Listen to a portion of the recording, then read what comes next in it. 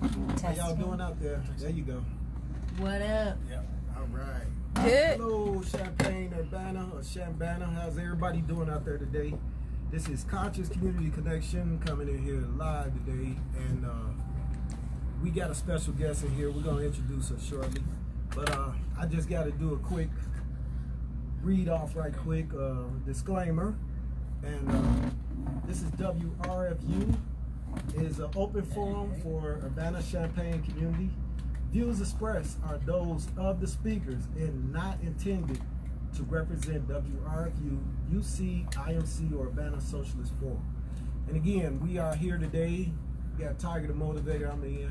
Hey. Yeah, Heather J is in. All right. Got my man Kiki in. And we got a special guest we're going to introduce to y'all. And she's going to have a lot of helpful information. And we're going to find out a little bit more what she does in the community. As we always do, we try to enlighten you with people that's in the community that can help you and help you grow or help you get over certain type of issues or anything that you're dealing with. Because resources are here, but you just don't know about it. And that's the whole purpose of this Conscious Community Connection, is to put you in contact with them. Also, I would like to say today's show is brought to y'all by Free Food. The letter. Nobody. Love. All of us. Today's show is brought to y'all. Everybody. Love, man. We got to get more love in the community. So every time now, not only we're going to end this with a positive note, but today's show will be brought to you. I love, man. We got to increase it. We was just out there in the park. Heather was out there with us. Yes. Yep. And our special guest, who I'm going to introduce shortly. I'm hanging y'all on there. I'm making y'all hang on. And it was the End Gun Violence. We was at Douglas Park. Yep. See you, moms. Demand action. That's right. Yes. That's right. Against gun violence. Yeah, and I spoke a little bit at the event, and we was really speaking about increasing programs that will help 18 to 24. That's Kiki back there with the chips. Oh my gosh. Yeah, but hey, Aether. Hey, Aether. Love Aether. Yeah, but that's just some of what we do. I don't know. I think I'm gonna turn over to Heather and let Heather introduce our guest, our special guest. Heather, All right, you guys. My head is kind of like banging right now. It's shiny too. What was the last time you had those? Hush! Ain't nobody tell you all that. Dang.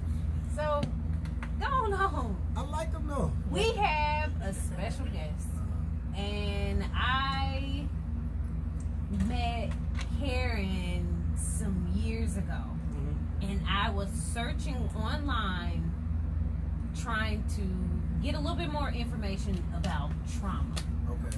And the reason why I'm so into trauma is because I went through it myself, but at the same time I was teaching students a little bit more about gun violence, how to be healthy, and try to steer clear of violence, drugs, things that can basically harm them. Right. So I wanted to just do more.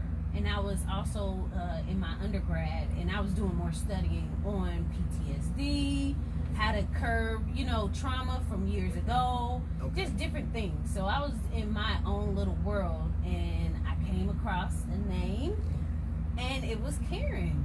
And I signed up for, I think it was like just a little bit of her program that she has, and I was able to go there. And I brought my kids with me during that time, and I met Sam there too the same night. You met two good people. Yeah. So it was wonderful, but it was just like, wow, I can see a lot of me in this lady when she was presenting.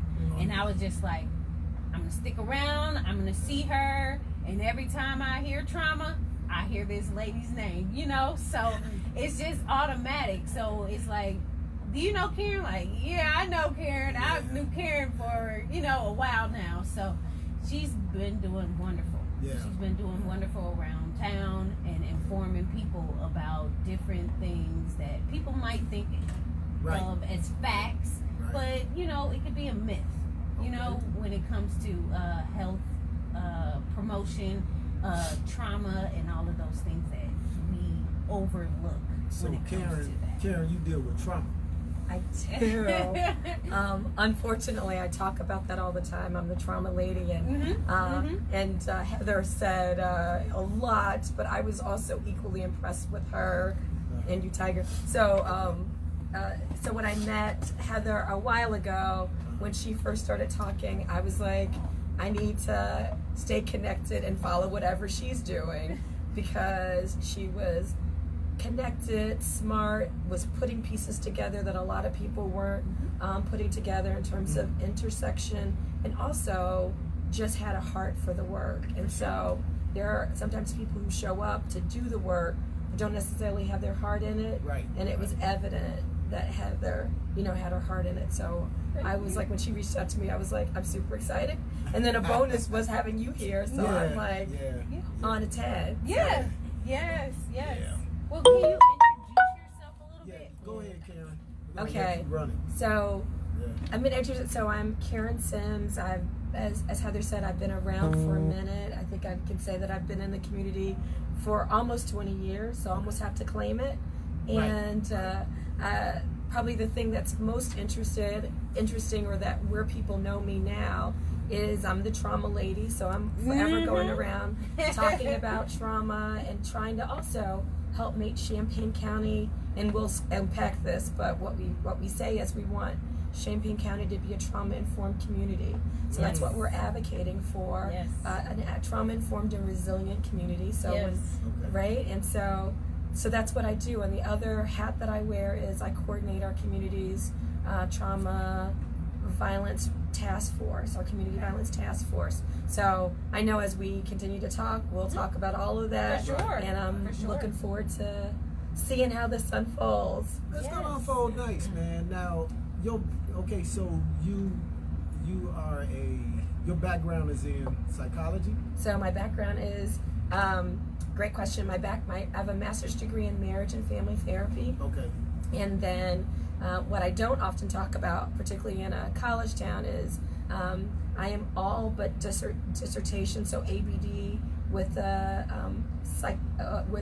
PhD. So I didn't write my dissertation, so you don't get credit for all the coursework. Looking at African Americans and mental health. So really the discipline was psychoanalytic studies, which I know is much more psychobabble. So that was my degree, because I was doing research on African American couples and really healing. Man, we need that. Healing relationships in African American couples, but I never wrote the paper. You need to write that paper, because what are our numbers right now? Like, what are we looking at? Divorce? I mean, we're like 60%. Oh yeah. So as a community, right?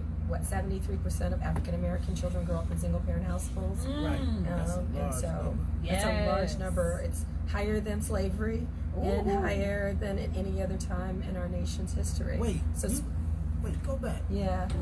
So we have more single parent households than at any time in our history, and even in slavery.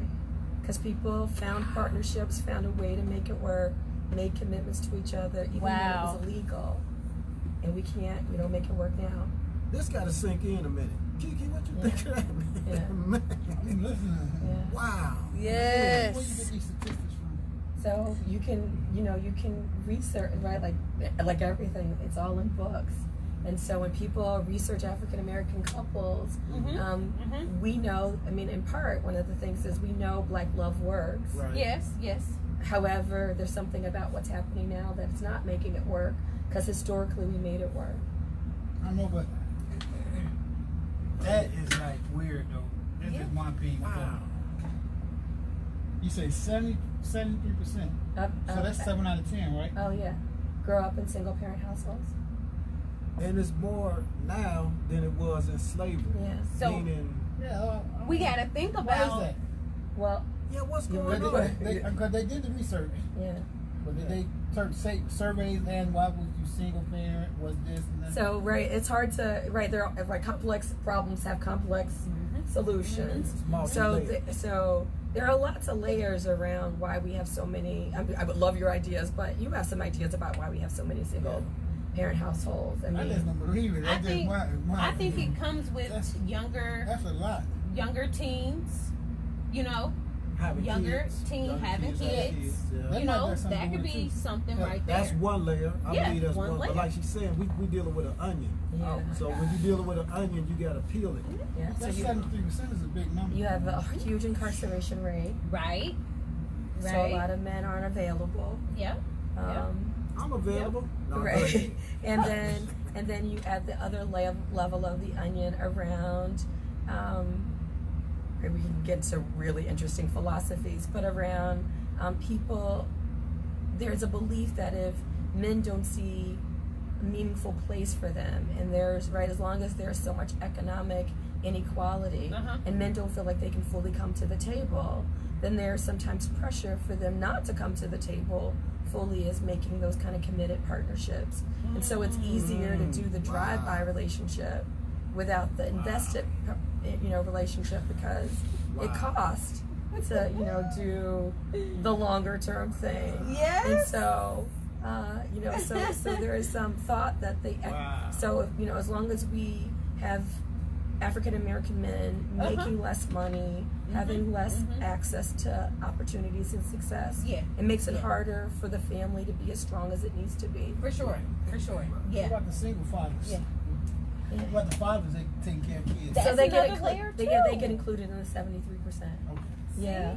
Wow. So even the single fathers are having a hard time finding a mate. Or deciding to make it a commitment. Yeah. Wow. Yeah. It's hard making a commitment. I gotta admit, man, because it is hard. I mean, you gotta. Why is it hard? Because you gotta know who you tying in with here. Like if you, for instance, if you tying in with somebody and they have bad financial skills, and I've done this, I've been through this a couple of times, and you can't even. I mean, if you can't even make if you set a goal, let's just say at the end of the year we want to have $2,500 put away, and we can't even meet that goal, then how can I make a further commitment? Yeah. So you're saying it's all about financial, No, I'm just saying. I'm trying to. We're trying to work together. But if you're not working together, and this other person is doing their own thing, and you trying to work towards something like, okay, getting ready to get some more real estate, or getting ready for thinking ahead, but they're not thinking ahead, then how can you make it a commitment? Oh, great question. So, okay. So I know we're gonna go down a complete different rabbit hole. But I'm gonna just. But part of it is part of the. So, you can't do what you don't know how to do. So the more we have people not modeling what a healthy relationship and how you do relationships well, the more you have difficulty, because people have figured that out, right? Right.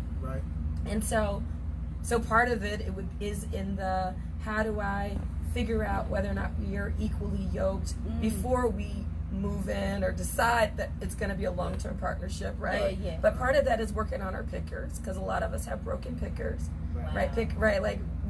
And so we end up with folks who aren't necessarily good, because this is where the trauma piece comes in. Yeah. So the more we have our historical roots and wounding, and we're bringing all of our baggage to the table. So financial issues around money, issues around success, issues around love, issues around trust, issues around safety. We're bringing all of that to the table, and we come together, and we're not doing our work. So then it's hard to make a relationship work when you got broken people not doing their work and not having support around how you work it through. Wow. So and so and for African Americans, and again, I think every community has its own thing, but I think for Black love to work, it gets even more complicated, because so many of our wounds are with each other. Ooh, I got a question. You guys gave it. So what got you started with this? Like, what made you go down this route, down this road?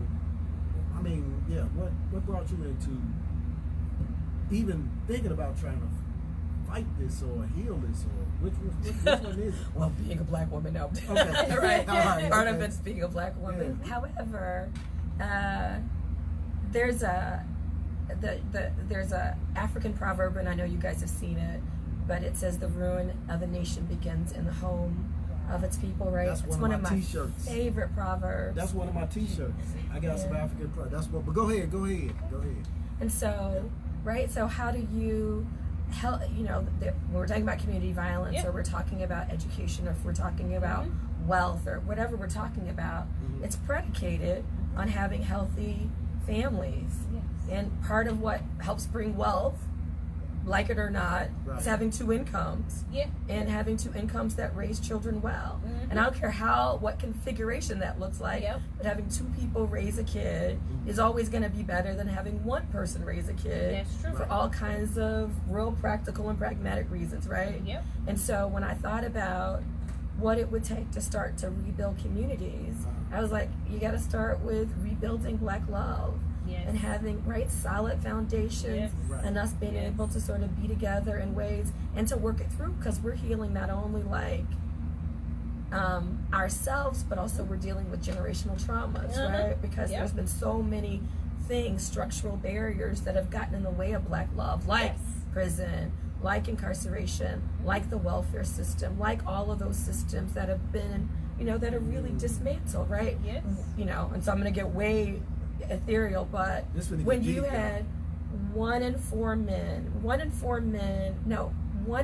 men from urban communities, from like inner city urban communities, served in Vietnam, right? Think about what the impact was. Trauma, PTSD, came back with addictions. You don't think that the kids, the men who came back from Vietnam with heroin addictions and all of those, when you take 1 in 6 men, and then what happened right after Vietnam ended, we went straight to a cocaine crack epidemic. Right? And nothing has been in place to heal the wounds of taking 1 in 6 men and then add a cocaine epidemic.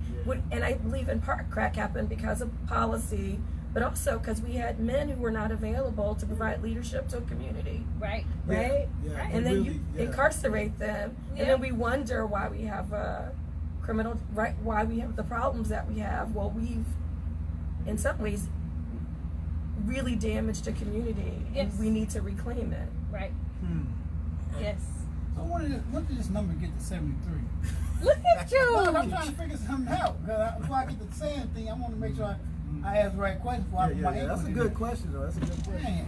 He just 73. said, he said, when did this number hit? Yeah, when did it So I can't tell you. 2000s, I can't tell you when it changed, but it's been moving upward. The only thing that I will give you comfort is it's moving upward for everybody. So, so both Black people and white people, it's just always been high for Black kids.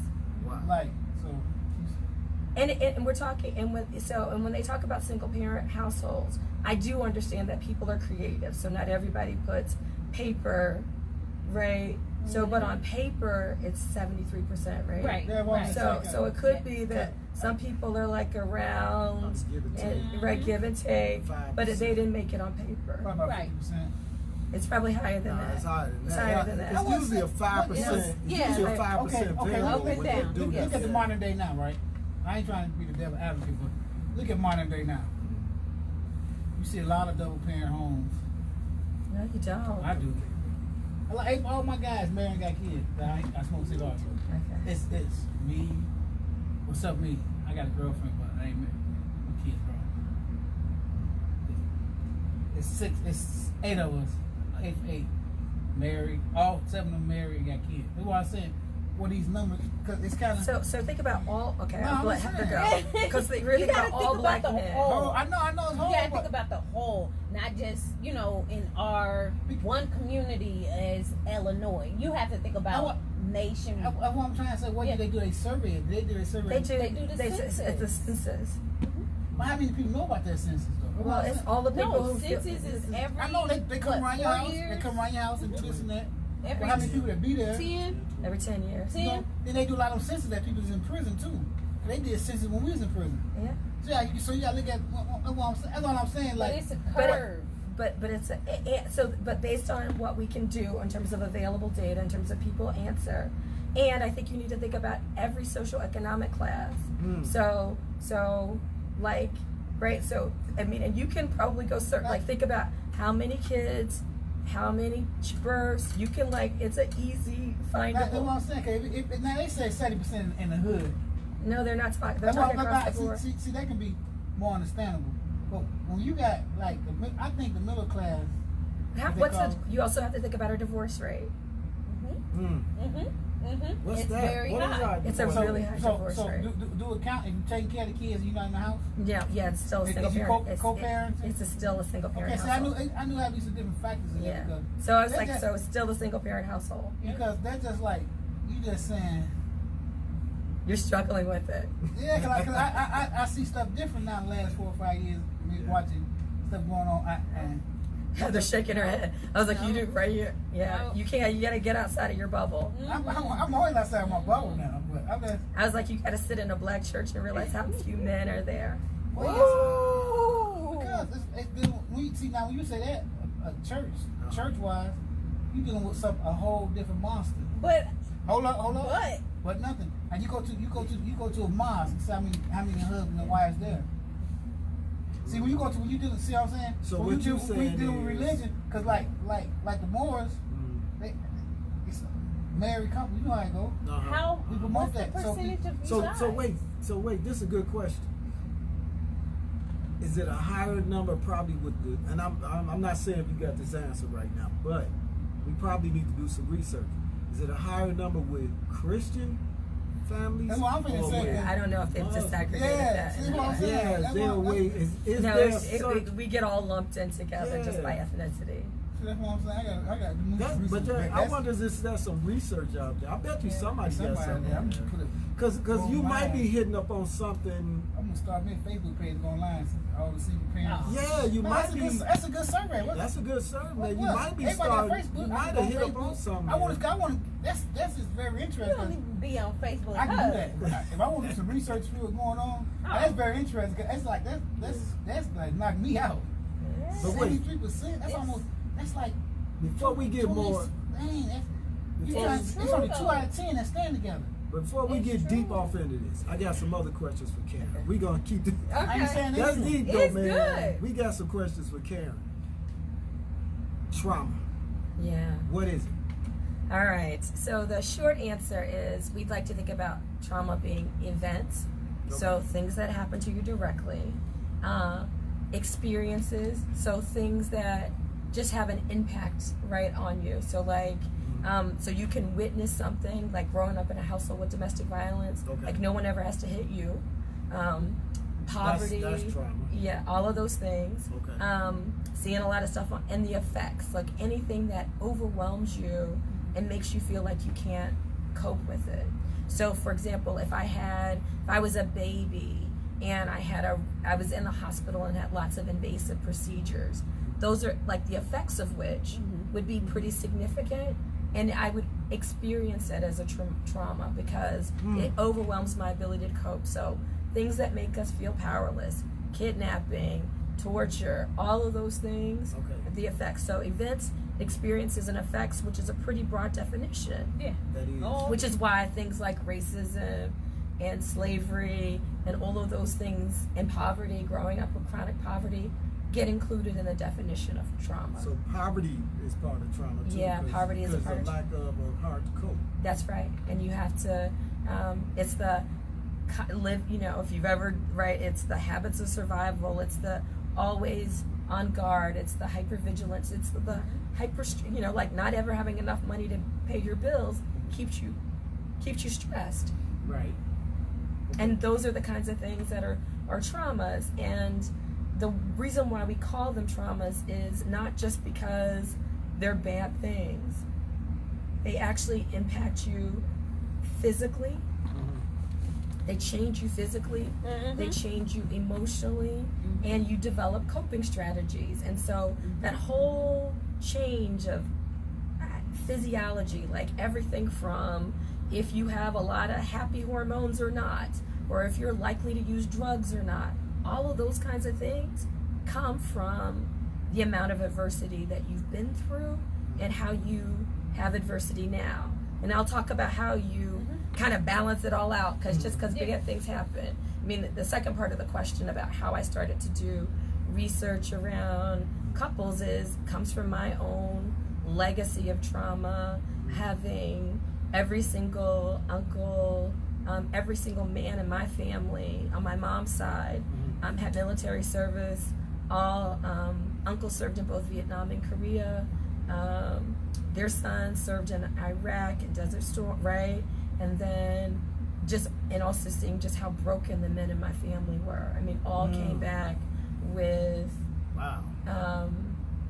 just a variety of different things. I currently have an uncle who is Vietnam vet, but incarcerated, is currently, because of mandatory minimum sentencing, was sentenced to 12 years for selling 3 Vicodin in Florida. And I have a nephew who is currently incarcerated for resisting arrest and a whole bunch of stupid stuff. But all from the effects of war. All kind of dealing with the effects of war.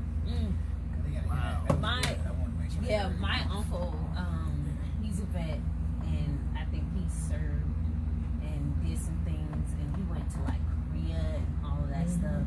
He came back with some like stuff on his arm, and he's suffering right now, but he was a great man. He still is a great man, but you can tell all of that stuff is taking a toll on him after all these years, and it's kind of sad because we don't really take care of our vets like we should. We really don't. But now they're doing a study now with trauma where they're finding about how it builds strength. Because I suffered through trauma, but some people could internalize the trauma and take it and build from it. Some people get torn down from it. What's the difference? That's What's what going on? That's what I was trying to send you. That was that text I was trying to send you. So what's going on with that? Is it the personality type, or? So it's a combination of, right, I'm going to try not going to be too technical, but internal, like ways that you come into the world and external factors. So resiliency is a combination of what you bring to the world, but also how the world treats you. And so it's this constant dance. So I'm going to give you, I always use this one in my training. Bad things can happen, right? Imagine that you had a car accident, bad car accident. But if you had a car accident on the day that you have people to talk to, a home to go to, friends, people to visit you, one set of ways that's going to impact you, right? It's bad. Right.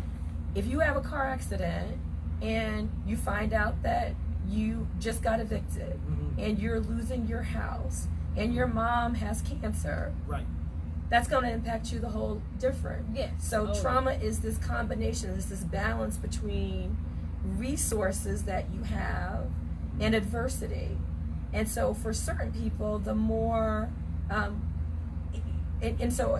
so it's about trying to keep that balance. Like I know for myself, there's this study called the Adverse Childhood Experiences score. So the ACEs study. The ACEs, right. And so I have a really high adverse childhood experiences. So growing up, I went through a lot of traumas. So probably all of them except way high ACEs score. But I also had a lot of the things that we call protective factors. So I like to learn. That's a protective factor. I like that. Right? Because and it not only does it protect me just because it kept me doing some positive things, but it keeps your brain going, right? Learning keeps your brain going. They say I do too much. But that's a protective factor. But that's how I deal with things. I throw myself off into something, then I absorb it.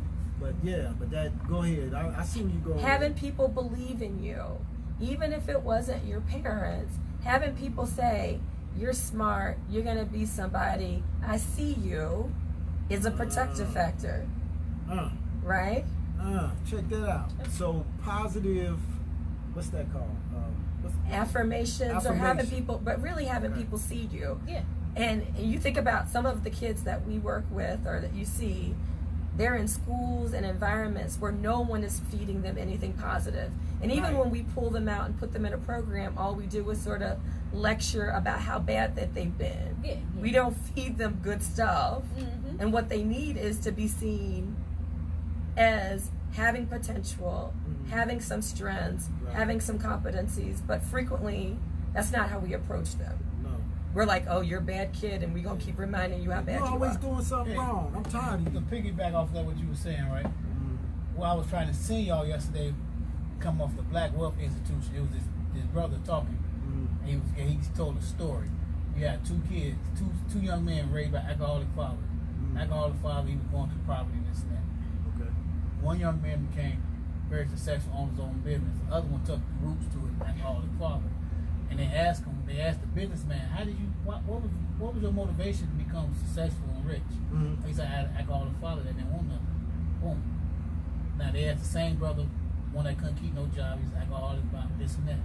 So they said, why you keep doing it? Oh, my daddy was alcoholic, I can't do nothing. He said the difference between them two brothers was one wanted to blame somebody and the other one wanted to be blessed by one. So it's like, you know what I'm saying? So now Karen, I'm gonna say it's something a little bit different than that. She finna But go I'm saying, I try to send that to you. I see what you're saying, but break that down a little bit better, Karen. What's going on? So no, it's a cute story, but there are various versions of that. Internalize it differently. Because having hope, right, is a protective factor. So, but having someone believe in you, but hope is a protective factor, and we're a combination of genes and triggers. Yeah. Right. And so I don't know for the person who had his own business, if one of the things, if you were somebody who's determined and focused, you probably had different peers. You might not have had the same level of adversity, and although you were born with the same genes, didn't mean you had the same triggers. Right. Yeah.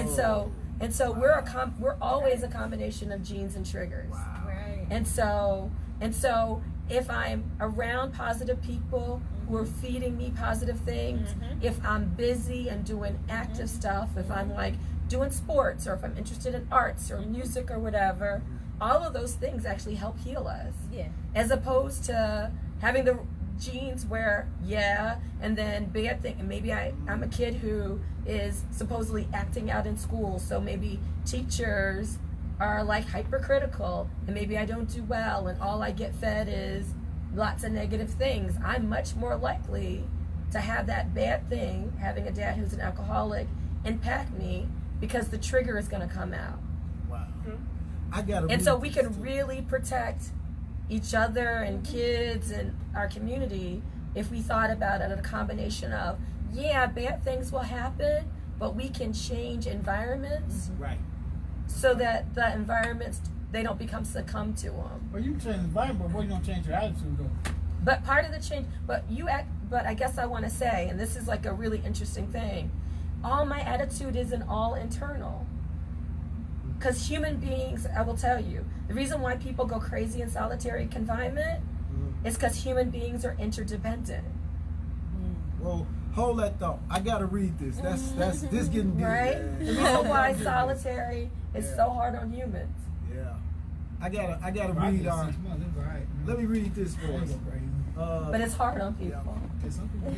Yeah, that's deep. I gotta read this for us. This is WRFU. And I'd be curious to hear about what you did in terms for of Urban Champaign Community, Urbana-Champaign Community. Views expressed are those of the speakers and not intended to represent WRFU, UC, IMC, or Urbana Socialist Forum. We're here with Karen Sims. And you can imagine. And Karen is breaking this down for us, man. And y'all not picking this up, man. I'm telling you, man. She breaking this down for us. She just left off. Man, I don't know. I mean, basically, you can have a 2-parent household and they have 9 kids, for instance. You know, right. And you have an alcoholic mother. You know, 4 out of 5, the other 5, I should say, kids drink alcohol on a regular and daily. The other 5, they're doing well and wonderful. But the only thing it is, they had different peers. They had different people. They had different makeup or something. You know, they had a lot of differences going on. You get what I'm saying? So everybody wouldn't come out to be that alcoholic. Right. there's different they factors. have different drives. I come from big families, and Karen knows one side of my family very well, and you know, one side had 9, the other side had 11. So my father, so in those numbers, you might have 3 that's doing successful, and the other ones are kind of struggling. So that thing, it balances out. It depends on how they internalize it and who they are surrounding themselves with. Yes. A lot of this has to do with that. So that's something for y'all to think about. Who you surrounding yourself That's with? right. Are you surrounding yourself with a bunch of people that is not that's feeding the negativity, or are you surrounding yourself with people that's pushing you to say, "Hey, come on, let's do this, let's try that." That's right. You know, because I always gravitated to people who were busy doing a lot of things, and I caught the bug. Yeah. It's like a bug, and I caught it. Yeah. So that saved me from the trauma, and instead of me sitting around depressed and looking like, oh man, poor me, I never saw myself like that. Yeah. And the other thing that I want to say, so perfect, is that the other thing is success doesn't mean mental health. So there are a lot of people who are professionally successful who are broken. That's true. Right? That's true. Right? Just because I made $1 million doesn't right. mean that I didn't make $1 million and I'm an active crack user or cocaine user. President right now. Or I'm not a narcissist, or I can't form relationships, or I'm not depressed chronically. And so that's the other pieces that and we as a society reward certain dysfunctions. So I never use drugs, but I work all the time, which is an addiction, right? It's That is an workaholism, addiction. and that gets fed by people. Cheaper before? Right.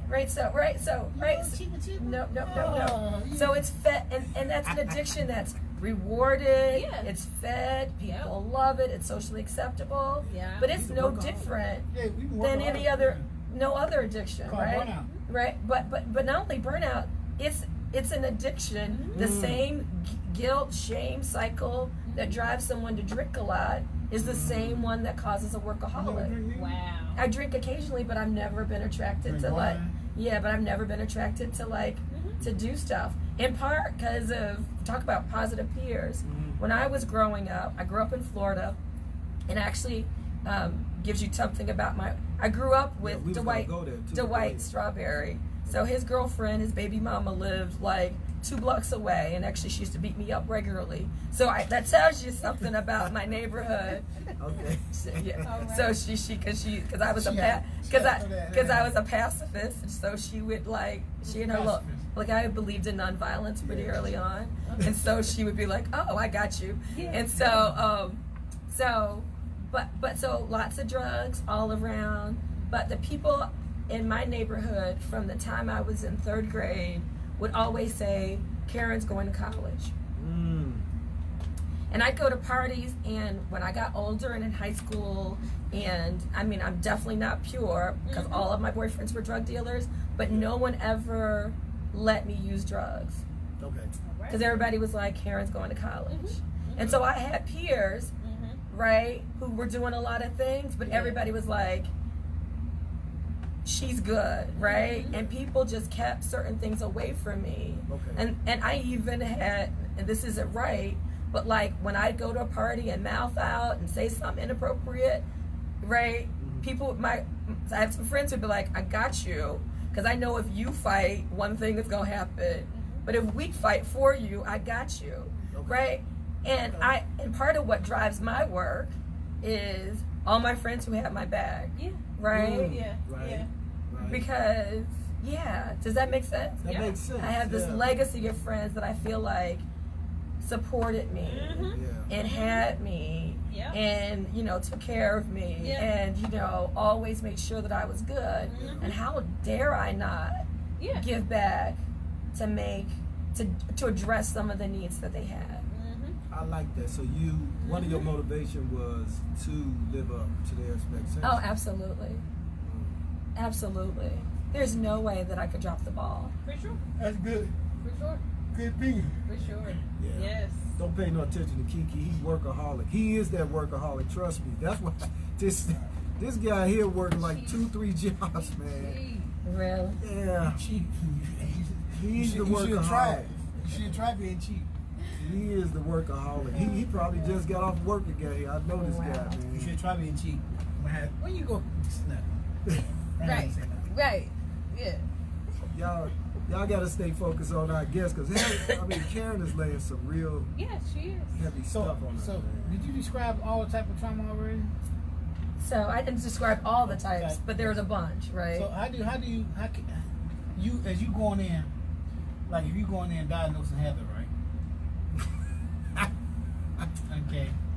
Y'all just talking. I bet you using her for example. What if you diagnose me since she freaking if you go in and diagnose me, right? I couldn't understand what I'm talking. Well, I don't want to tell what type of trauma I got. So we can talk. Can you tell what type of trauma a person dealing with by talking to them? Oh, that's deep. Ooh, great question. Yeah, that's a good question, man. If you tell me enough of, I can't say, first of all, it's not like a prescription. But if you tell me some of your ways of being in the world and some of your needs and some of your issues, we can know a little bit about what some of those might be. So, it's not 100%. Yeah. But there are some. I talked about there's some biological issues. So, for example, if you tell me, and this is easier with women, and I imagine it's the same with men, but for women who say, I find men who I'm incredibly attracted to, and they are incredibly abusive, either mentally, emotionally, financially. I can anticipate, right, that part of that experience comes from growing up in a household where there is domestic violence.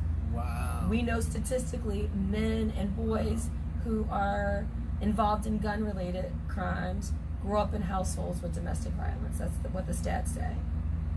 Wow. And so that's what I was like. So you can tell me a little bit about the story, and we can sort of say there's some things that probably have gotten dysregulated, messed up. Right. So growing up with a parent, so if I grew up in a household with a mom who had some types of mental illness, might predispose you to having more depression, more anxiety. So there are some things that, right, if you tell me a little bit about your story, right. If you tell me, you're right, and this is sort of, you guys could guess this one, when I'm talking to black men who are like, I never let my guard down, I'm always on guard, blah, blah, blah, and I'm like, I can probably have some understanding about what life was like to make you always on guard, and I can also give you some information about some of the physical stuff that's happening in your brain and body that's contributing to that, because that's not just a thought. Right. There's some physiology that we have to work through. Yeah, I was reading something about that where you go into this constant flight mode, but it's more like it's in the left cortex somewhere, and the brain goes into this overactive, always looking at things like, man, they have to. It's a paranoia. It's a sort of paranoia that's setting. Yeah. And so the word, like, and I don't have the stat, but there's a large percentage of youth who grow up in communities with gun violence who meet the criteria for having complex PTSD, right? We think about PTSD as being just something for vets, but they've been doing some research like in LA and Chicago, and they can do some assessments and look at diagnostic criteria, and just a large percentage of youth meet the criteria, and even youth who are involved with the juvenile, this Heather, even youth who are involved with the juvenile justice system, anywhere between 70 to 80% of them meet the criteria for having post-traumatic stress disorder. I think I got that, but I'm still functional, man. Oh yeah, I'm pretty sure I do, but I'm still functional. But yeah, I still be like on my guard, because like when I first moved to Champaign, now I don't want to tell on myself, but let's just say I had something in, here, there, and everywhere. Easy to get to, like that. But I had to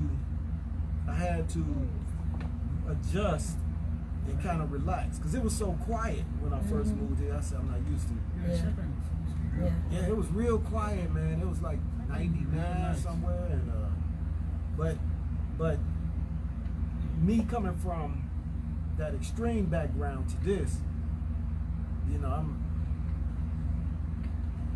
it was like a day switch. I had to learn to calm it down some, you know. I think my kids picked up on some of that stuff though. They still kind of stuck in it. So what would you diagnose? What would you tell Tiger to do to get rid of his trauma after he just explained that to you?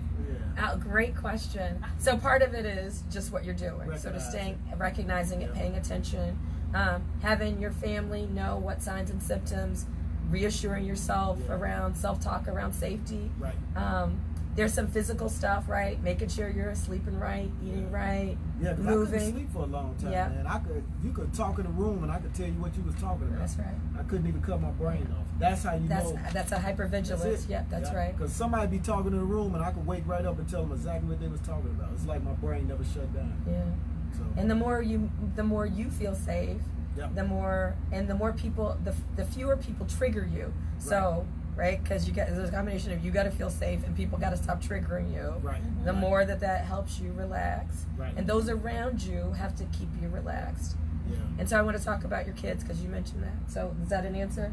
So there's a concept called epigenetics. Yeah, I know about epigenetics. So, and I'll pick on myself and not your kids. No, so if I'm somebody who's an anxious person, and my daughter joked about this, if I'm anxious, statistically, my child will have anxiety because it gets passed down through the genes. Wow. So if I grow up with parents who are on guard, that hypervigilance is not just a subjective experience. My kids are going to be more vulnerable to that. It takes about 3 generations. Three generations to clear it from the gene pool, assuming that something bad doesn't happen to them to make it, to keep it active. So you mean your grandkids messed up and their kids are gonna be messed up, or could be impacted? Yeah, impacted. Right. So breaking the cycle. When we talk about generational curses, sometimes it's in the genes. Ooh, good question. You just hit up on something. You really hit up on something. Because a lot of people be like, well, we curse. They not cursed. Not cursed. It's just they brought into something and they are doing not reps. Me and Kiki talked about this before. They practicing, it's what they practicing. So the practicing is becoming toxic. It becomes a self-fulfilling prophecy. If you see somebody crazy enough times, pretty much you're gonna believe it. That's right. And even in the way the brain takes in information, it takes at least 10 positive messages to replace one negative message. Yeah. And so if you think about, like, for some of the kids or men or women that in our lives, right, who hear, you're not good enough, you're not gonna measure up, you're a failure, you don't need to sit down, you're not. And how often do they hear, you could do it. You're about something. I got you. I believe in you. Right. You're super strong. You're super successful. Instead, and then, not picking on anybody's music, but then you could listen to music and get a steady dose of, you ain't about nothing. You ain't gonna be about nothing. I got you. And all you do is feed on, negativity. Yep. And you need, remember, 10 positive messages where you're getting the positive messages. Yeah. What about the positive music though? Oh yeah, but how many people are feeding themselves that? No, not too many. Those people who are feeding themselves that are going to be better and more resilient. The majority of folks are feeding themselves potato chips. Yeah. Right? No. But does that make sense? But does that make sense? You eating hot puffs. I know Heather got something. It does make sense. Yeah, I'm just messing with that. It make a whole lot of sense. It do. Yes.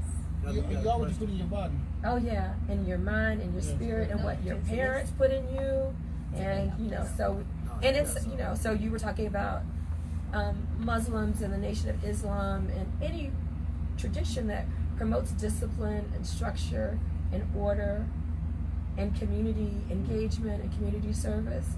All of those things are things that feed you, right? Positively, yeah. Yes. I think Heather got something she want to say. I'm just listening to Karen now.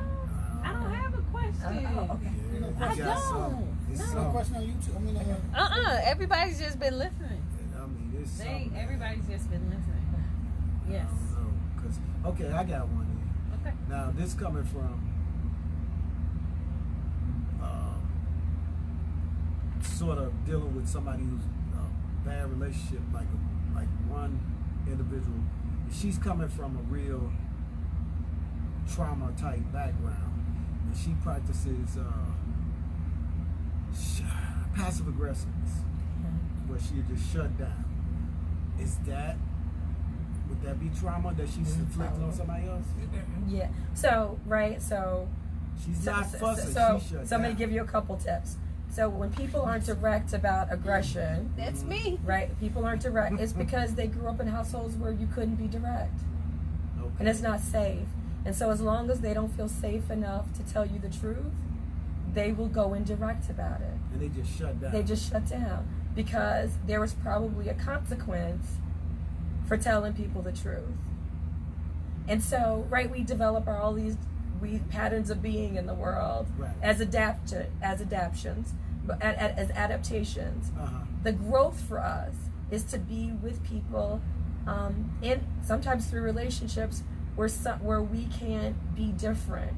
Where I can say, boy, I've been doing passive aggression for 20 years, and it's never really worked out for me. And you're going to require something different. Yeah. So you're going to require, you're going to be safe enough for me to tell you the truth. Right. And that you're going to stick with me when I tell you the truth. So, because I believe probably the reason why I don't tell people the truth is if I told you the truth, you were going to leave me. So imagine I tell you a little bit of the truth and you stick around and you don't get mad at me and you don't blow up and I go, ooh, this feels different. And then I try it, I tell you a little bit more of the truth. And again, you don't get mad at me, you don't shut down, you don't shut me down. And I go, ooh, this feels, but if you go and do what I fear you're gonna do, Right. you break up with me, you fuss, you shut down, you stonewall, you do all of those things, then it's proven to me, this is why I don't tell you the truth. And it keeps me in my patterns of behavior. So that's why two people can come together, and if you're aware of what your stuff is, you can talk about the stuff and work through the stuff. There's a quote that I love that says, all healing happens in the context of relationships, right?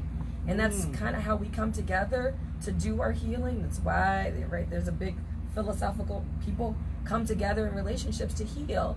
But the healing comes from me learning to do things different from the wounds that I bring into the relationship. But that means that you got to do something different. I got to be clear about what I'm doing, and it's got to be safe enough for me to not to hurt you, and for you not to hurt me. But there's a but here.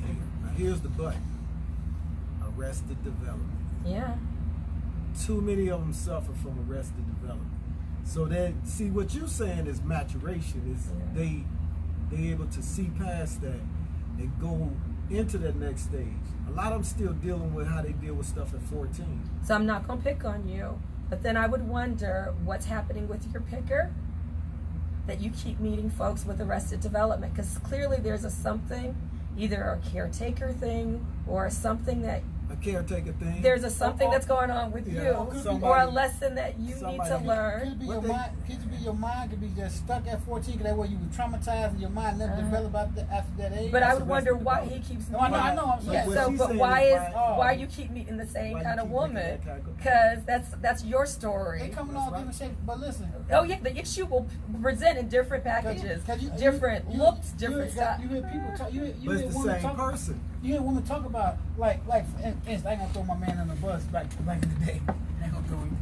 But You talking about me? Go ahead. no, put me up this under is the one of bus. my I'm guys. good. He's a preacher. But I know this female. And I took initiative, like he's a good guy. You know what I mean? Boom, boom. But behind closed door, he's a woman beater and all this and that. You know what I'm saying?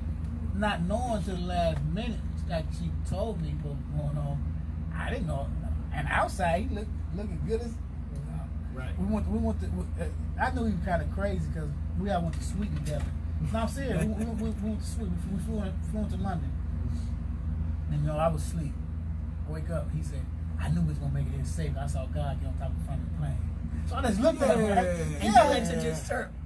But I just And you were like, this is a good one. This is what part of the problem. You saw God get on front of He dressing to God. He dressing to God. You know what I mean? A Bible thumper. But that's sometimes they hide behind that too. Go ahead. People hide behind that. I'm high 90% of the time on marijuana. So you know what I mean? So my mind tells me back in the day, that's what I did. If you met me, probably 99% of the time, 99% of the time, right, I was smoking the blunt. Right. Not these little blunt. We smoking real blunt, good marijuana, not this chemical. So I was high 99% of the time, but my hallucination was telling me this is a good guy. You know, his faith was so strong. Cause I already know I used to talk to people. They say your faith is so strong, you can see stuff other people can't see. Yeah. When you're dealing in spirit. Yeah. So I'm saying. I get you. So I'm thinking, but those type of men she used to dealing with. Yes. So, because you introduced her to him, but didn't make her choose him. Exactly. She chose him because she wanted to choose. Well, no, no, that's not what I said. What you say there? I misunderstood you then. Explain to me. Okay. So right, this is the theory about attraction, right? Deep up in here. So we have pickers, right? And our pickers are about there's a theory called imago, and our pickers are designed to be a combination of things that we got from our moms and dads or didn't get from our moms and dads that turn us in, right? So stuff that we're trying to work through from our childhood turns into our pickers and other experiences, and we keep looking for those things. So for example, if you had a dad that was unavailable for whatever reason, as a woman you might always find men who are physically or emotionally unavailable, and you'll keep doing that over and over again, and you'll be like, oh my gosh, he abandoned me once again. And it's because you're working through childhood stuff. Something you used to. And you keep doing it over again. And the person who would be available, you'll be like, oh, he's boring, or he's square, or I just didn't feel it, or he just seemed too needy, or he was too available, or too consistent. Right? You hitting up on some points here. There's somebody. So right? And so it's about your picker. And so you have to reset your picker, which means that you have to sort of date consciously and know the people that you're most likely to be attracted to are probably gonna be the ones that are gonna make you tingle and go, oh my God, this feels like the thing that I've been looking for my whole life. Or the ones more than likely those folks, because that's your picker. Okay, so you saying I want to know. I'm asking a question now. This is new to me. Okay. So I ask questions. That's what I do. So you telling me if I see a woman, right, and I like this the one. My picker is I always say I ain't never pick a bad one. I made a bad. That's that's my saying. Okay. So probably again there's something in them. Yeah. So my picker is this is a good. Now she's a good woman. So I'm picking the wrong woman, even though she's a good woman? So I'm saying, though, that the woman that you're most attracted to, so like, right, think about it. There could be equally beautiful women in a room. Right. You're going to be drawn to some right, and not drawn to others. Right. The ones that you're going to be drawn to, particularly if you have issues, are the ones that have the best capacity to break your heart, and also the ones that will require the most amount of emotional growth and work from you. Because he's in the Captain Saver mode. So you say I'm a Captain Saver? If that's your thing, I don't know what your thing. I don't know what your thing is. Yeah. But right, again, I use the absent dad, or the needy woman, or the woman. Yeah. So, but yeah. So it's why okay. And I corrected it because I was in Captain Saver mode. I ain't trying to say nothing. No, I was in that mode because I'm not sure how I got there, but I had to recognize that in myself. I said, wait a minute, there's something wrong with this, and that was it. Because I know, like, when I get to ask the questions, if a woman says I don't like the woman that been in an abusive relationship or insecurity.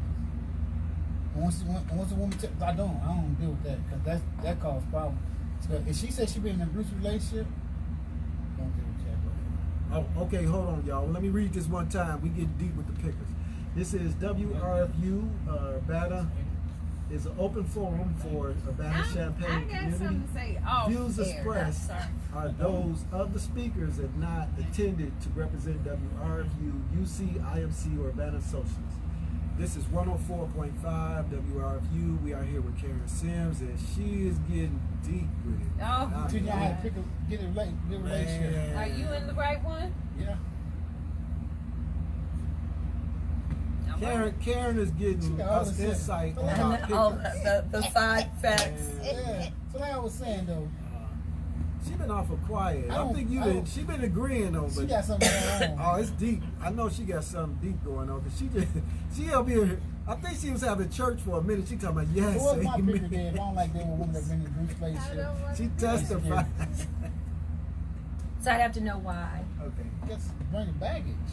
That's a baggage.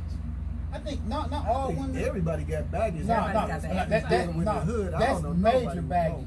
Yeah, I dealt with a woman with been in Bruce relationship and insecurity one time, and that's major back. Oh, yeah, I can't do that one. Me as a guy, I can't. Man, That's I can't keep major. hearing about how this. I understand it was bad, Yeah.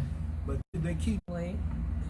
And then to know that there's a category of guys out there that be like, oh, you're off limits if you tell me about part of your brokenness. Talk about hurting people. Like, right? Like that's reinforcing. I guess I want to say, when I talk about healing African American love, that's the kind of judgment that makes it hard for love to come together. It probably is. Well, Does that make sense? Yeah, That no, makes it makes a lot Because of if you sense. grow up in it, right? Yeah, So, right? Makes Because sense. Cause she right. might just say earlier, the person steady talking about something happening in the past, they ain't fully healed. well, I might be also trying to make sure that you see me. Because so I will say, for example, I know I'll be personal because I picked on you guys, so No, I'll be you can go personal. ahead. You okay. So, like I know I told you I had a lot of childhood traumas, right? Mhm, So, although it doesn't like color my whole life, part of knowing who I am is to know what I've been through. So that's part of seeing me, because I grew up believing that if I told you the truth about who I was, that you would reject me. Because and so again, lots of self-disclosure here publicly, but Right. so imagine. So for me, I grew up with lots of sexual abuse, and so the thought that I would find somebody who would want me, see me as desirable, not broken, not damaged goods, was a really hard thing. So I could lie to you and never tell you about my sexual abuse, but then you would never know that for me the work was about finding somebody who didn't see me as damaged goods. Okay, I see where you Right. going, Yeah, I see, but yeah. I could deal with that. I think it's the one. Well, okay, well, I think what Kiki going with this, and I think I just had this experience recently. It's if it's, let's say they was in a past bad relationship and they constantly keep coming up talking about, well, he used to do that, and they keep coming up. So after a while, in every conversation they keep coming up. I mean, you like, okay, now we gotta hear about the trunk incident. And I'm not lessening it, Yeah, no. but let's say, all this, and you keep, and after a while it's like, okay, when do we get past this? Yeah. And so, right, every relationships heal, but sometimes people need to go to therapy. Yeah, for And sure. that Right. they do, yeah. Right. So sometimes it's 'Cause like I'm not the therapist. because Right. if I've got PTSD, if I'm stuck, if I need to PTSD? I'm just saying, right. But if I've got an issue that I need to work through, then I could go to therapy and work through it. And the question would be, are they willing to do their work? Okay. Okay. And so that's how you know if it's That's working. it. Because You got willing to heal. they got to be willing Yeah. to heal. And I And think I think Willing that's and it. ready to That's heal. it. You just can't. Yeah. Because I wouldn't dismiss that. Yeah, got but willing you to got to heal. be willing and Yeah. ready. Because Right. sometimes people don't have the readiness or the capacity. Or the will. Yeah, absolutely. You know what? And we got to make it all right to be like, it's okay for you not to be where I need you to be right now.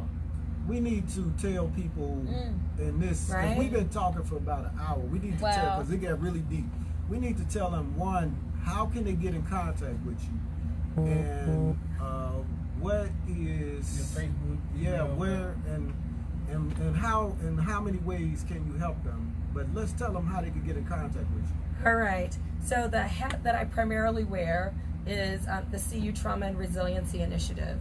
So we have a Facebook page. You can find us there. Okay. You can also, and this will sound long, but you can also email us at CU Neighborhood Champions. CU Neighborhood Champions. At gmail.com. Okay, at Gmail. All right. And then if they're like more, can't do counseling, but if they're like mental healthy kinds of stuff, I have my own consulting firm, and that's Meridian K Consulting. And I also have a Facebook page. All right, What's all right. your Facebook page? Meridian K Consulting. Okay. Yeah, so you can find me. So, you know, black people, we got an issue with going to be talking to a counselor, but we need to get over that. Well, let me correct that, because Kiki don't use the term black. Neither do I really, but you know, Asiatic is the term.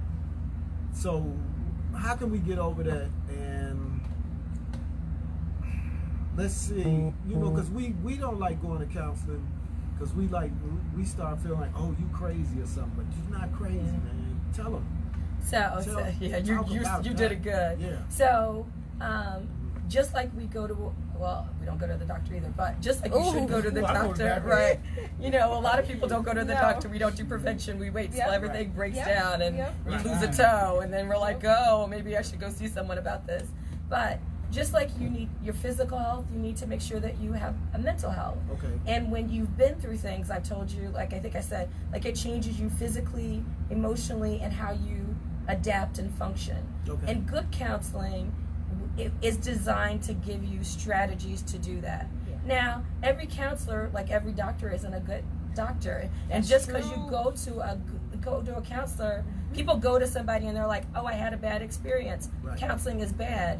No, you just had a bad counselor. Exactly. And you wouldn't go to like a pediatrician and be like, well, that was a bad pediatrician, never taking my kid back to the doctor. You would go, we need to find a different one. So, but we need to approach mental health that same way. Yes. We also need to have more therapists of color available to treat people in ways that are culturally responsive. And this is going to be controversial, but talk therapy doesn't work for everybody. So when I talk about getting mental health work, some people need to do a combination of a little bit of talk and a little bit of movement, or maybe they need to do some massage, or maybe they need to do some yoga, or maybe they need to work with somebody who's much more holistic that does something called Hakomi, right? Like there are some holistic practices. What's that called? It's called Hakomi, which is a sort of a mind-body work. There are different ways that people can get healing that aren't traditional sit down and just process it, because maybe I'm not even at a place where I know why I'm doing what I do. Right. So that's why groups make sense for certain people. You ever had massage with somebody's feet? They massage with their feet before? Yeah, I got that down at Green Yoga Spot. Man, that's the best massage I've had in my life. She's still on my back and get my whole body. Oh my goodness. So you're saying we should, when we go to look for mental health, we should be looking for successful strategy. How would you know if the strategy is successful? So if I'm going to a mental health person because of trauma, I need to go to somebody who has specific training in trauma. And that means that they need to be trained in an evidence-based practice. And that's a little bit controversial, because a lot of people, when you go to their websites, will say, I do trauma. And everybody likes to put that down. Right. But if they're not using the best practice, they're not using the best practice. And generally, trauma-specific treatments have a beginning, middle, and end. So they have a focus. You're working through a trauma. They tend to involve changing how you think about your trauma. So they did some changing in cognitions.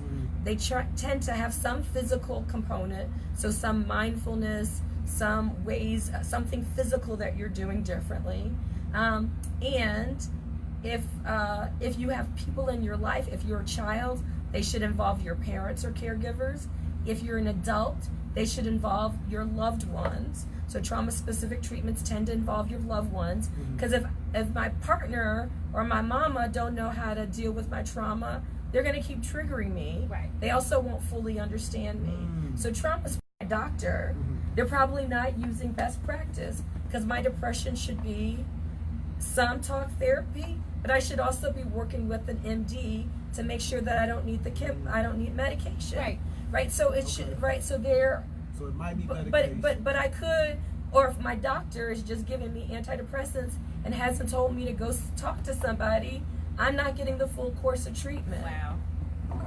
So everything is like this combination. Mm-hmm. It's how we're approaching substance abuse now. I'm looking at, right? So if I'm just going to groups and I'm not talking to a doctor, I'm not thinking wellness, I don't have support, I'm not doing full recovery, my recovery is going to hobble along. Yep. But if I have a full plan, I'm more likely to be successful. That includes movement, how am I sleeping, how am I eating, is my mental health tight? Because if you're just dealing with my addiction and not my whole self, my recovery is not probably going to happen well.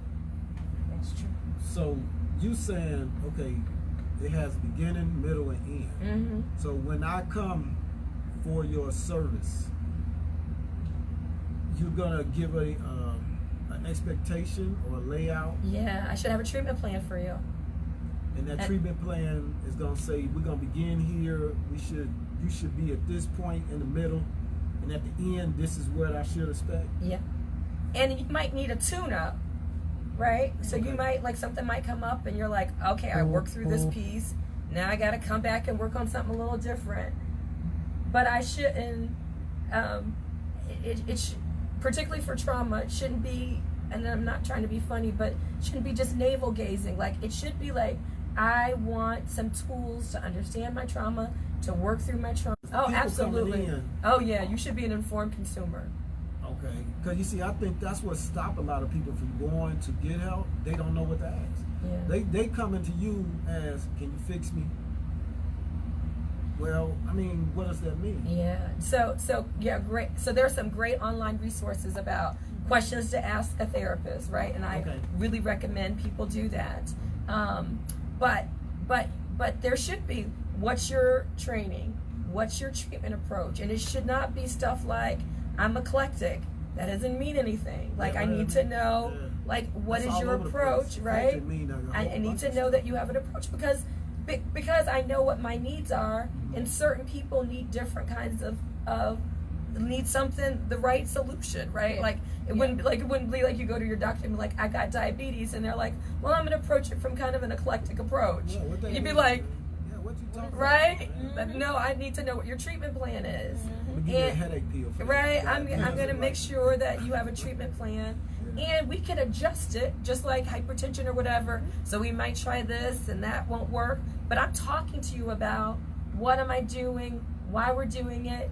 I also believe, and not every therapist believes this, I also believe that because therapy is only 45 minutes a week, so you should have homework, you should have stuff that you're working in. Like if I'm talking about something, then in the week or 2 weeks between sessions, I should be practicing it or learning something or reading something so that it's constantly active. Because if I'm just coming to therapy once a week and then all of a sudden it's a break, I'm going to pick up because I didn't do anything with it. We could be doing this for forever, and you will never feel like you're making progress because the only place I'm doing work, imagine like if you approached your workout. Well, I only work out with a trainer once every 2 weeks, and I'm wondering why I'm not losing weight or building muscle memory. Because 45 minutes once a week, once every 2 weeks with a trainer is not going to change your body, nor will it change your mind or change your life. Right? That's exactly. Now let's talk about too what you are not, because I do some coaching here and there, and a lot of people think that coaches are like they're for all of that, but that's not a coach job. Coaches don't deal with that stuff. Yeah. Now you're not a coach. I do coaching. But you know the difference between I do know the difference between the two. Can you the two. explain the difference between the two? Because we as coaches, you'll get people that they come at you like you are a counselor, but that's not your job. Can you break that down for them? Well, I think that's more complicated. You probably have the better answer for that. I got one. But okay, go ahead. what's your answer? No, what's your answer? Well, a coach is the one to get you engaged and get you going. That's what I believe. He's somebody or she's somebody to get you into action mode, just like a coach for a team. Whereas somebody as a counselor, you there to figure out things. That's two different things. So I think you can still figure out things with coaching. Okay. The difference is that when you go to see a counselor, the focus is on the you part of the work. Okay. When you go see a coach, it is about the work, and some people learn a lot about themselves from doing the work. That's it. But counseling is about the you part of the work, like your motivation, your etiology, your patterns of being. But right, so you can get to the same destination, Yeah. but the focus is on me when I'm in counseling. I can see how that get blurred. Okay. I can see that. Yeah, because you're going to learn a lot about yourself. Like, you know, for example, if you're coaching somebody and they want to know, right, their goal is that they want to start a business, hypothetically, right? Their stuff is going to get in the way of them starting a business. So you'll be meeting with them, and 2 weeks out, they made a to-do list and they never get anything done on their to-do list. Man. And you're like, nuts. okay, we've been meeting about this to-do list, and every time you say all the right things, then you realize that there is something getting in the way of them doing the to-do list. That's right. Which is their stuff. So you're gonna have to deal with still the stuff. Right. Yeah.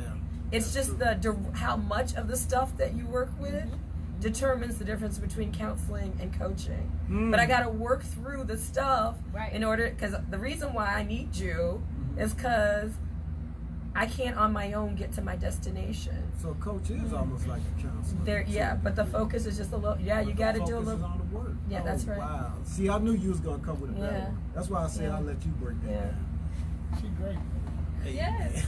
Yes. Yes. Yes. Yeah, we here with Karen Sims, man. We've been, I don't know, man. I feel like we had a whole awakening happening here. Heather been very quiet. I think Karen kind of hit up on some things. I don't need to talk. I don't need to say much today. No. She in therapy. Yeah. Aren't we all, right? Yeah. It's always a work in progress. Yeah. Yes, I but ain't need no hey, therapy. I ain't Oh, yes. The healed one. You needed some a couple of weeks ago. No, I Don't did. try to do Oh, I did. I was good. off I can't tell you. the air, off the I record. can tell you I was good. No, you wasn't. Why would I good? Nah. Did I have the same attitude? Nah. So you gonna okay, I'm through with you. Nope. Uh-oh. I don't know, man. We only got, man, that time flew by, man. Yeah, that flew by. It looked like every time. It always does. We got like 20 minutes less than, is that 20 minutes? I No, can't see. 10 minutes. 10 minutes? Oh, man. Well, I have a question. Whoa. Can you let us know what's going on, like, for the future as far as, like, what you have that's going good.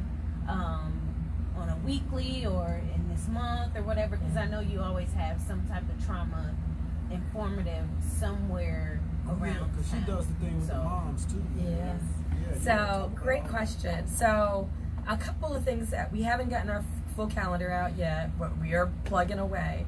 So, we will have a full range of opportunities this summer. Okay. One of the workshops that we offer is called When Trauma Hits Home. So we talk a little bit about this. It's designed for families, and a lot of people also, if you're like doing daycare or your foster mom, it actually counts for your foster parent. So it's a trauma-informed class.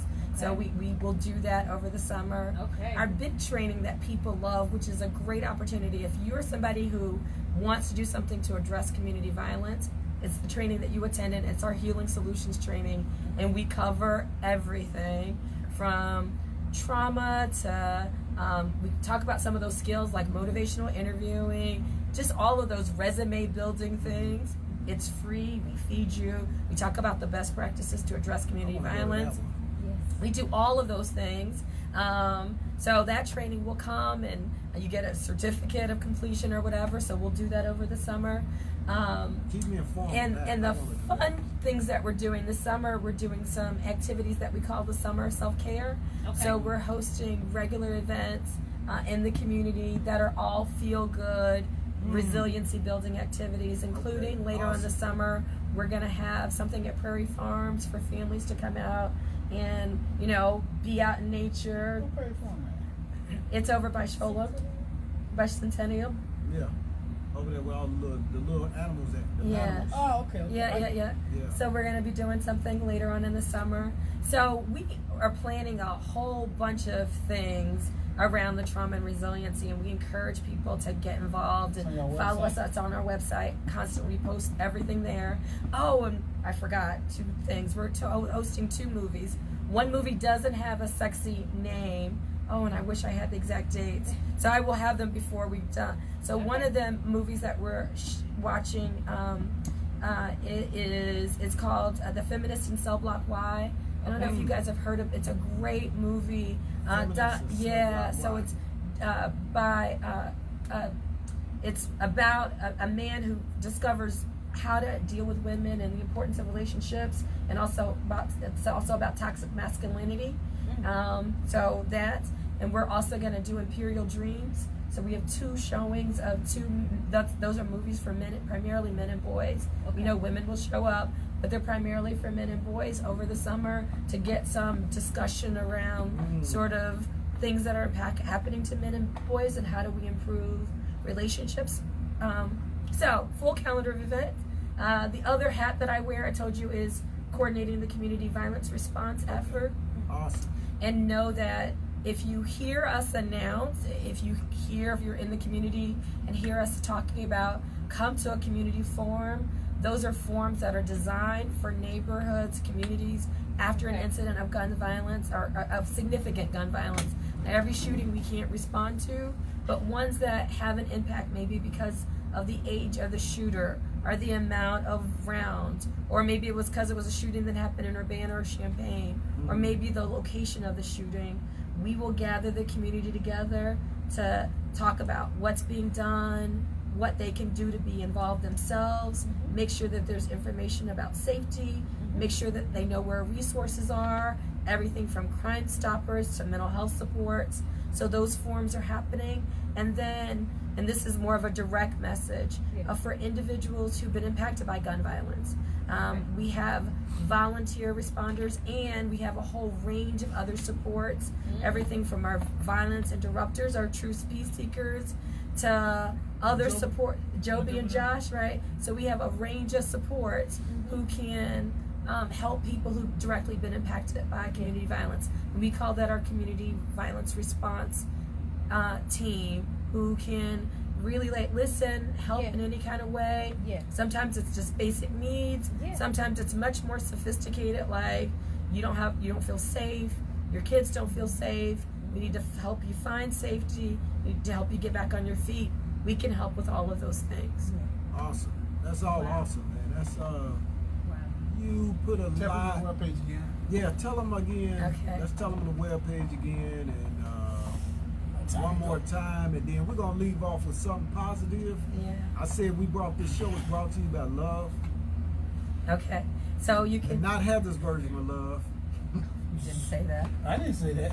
No. Heather had a poem she done. It was, she got love makes her infatuation. Yeah, because Heather's poem was kind of like speaking for me today. Heather's poem was kind of like F love to a degree, but we need to keep love in the factor. That was her poem. Infatuation, love is strangely lit. It's titled To Love. So. Oh, you retitled it? No, it was titled To Love. She automatically. disrespected love like that. Oh. Yeah. Okay. Well, all right. Who's me? You can't have it. They be picking on each other. But go ahead, give us the website again. So you can find us again at the CU Trauma and Resiliency Initiative is our Facebook page. You can also check out any of the community violence work on that page, or the Champaign County Community Coalition's website, Facebook page. Those are the places. Or you can go to the Champaign County Community Coalition's website, and we have a tab there, but there's also information that you can reach out to us. So all of our events are posted there. Awesome. That we will do. And there was a lady that I met. It was at the NAACP table today, and they have a function coming up. I forgot the paper, and I think it's June 15th at Pilgrim Church. But I'll just make an announcement later. That was kind of crazy. I was supposed to bring the paper. I was rushing. Okay, but don't worry about it. We'll get it. We'll get on there and do, because Heather does other podcasts, Oh, really? So, yeah, like 2, 3. How many times in a month? Oh my gosh. That many times. Yeah, it's a lot. I'm tired I now. don't know, man. Kiki, what you got, man? You got a positive, something to take us out of here, positive on this week? I'm gonna let Karen take us out of here. Oh no, You did a on good the job. spot. No, I think I've no. covered. I don't have a. Karen took us a lot. Okay, I'm gonna take us in there. No, Let me take Karen us will out. take it. No, I'll take us out. I'll take us out. I got it. I'm gonna speak positive. It's about ending gun violence and what we could do to stop it. Number one, start paying attention to the kids. Ask them if they you see them going through it, ask them, man, because a lot of this anger is built up. Gun violence is something that's kind of, it wasn't thought out. We know it wasn't thought out. It's most happened on the moment in the spur. So the positive thing is take time. When you're angry, cool down a minute, find somebody positive to talk to. Yes. Surround yourself with some people who are gonna give you some solid answers, not some quick answers that's gonna get you tied up in a lifetime of situations. That's what you do. Yeah. Yeah, love it. And be careful what you feed yourself. Be careful what you feed Yeah, yourself. that's See, right. Karen did lead us with something positive. That's it, Karen. Karen said. Surround yourself with leaders, not followers. And what she said, And be careful what you feed yourself. mentally and spiritually. Spiritually. That's That's right. right. Especially spiritually. Yeah. That's right. Because your mind is eating something, Oh, whether yeah. you know it or not. That's it. I think we got 1 minute, man. You can freestyle it, Karen, or go into anything you want to say this last couple of minutes. You got about a minute or so left, or I think I'm good. okay. And her voice, she's healing right now because her voice. Go to Crystal Lake Park, dance there. Oh yeah, When dance is- therapy today. coming up, man. It's today? I think the 2nd Saturday. Second Yeah, Saturday? right. Dance there. I think it probably rained out a little bit.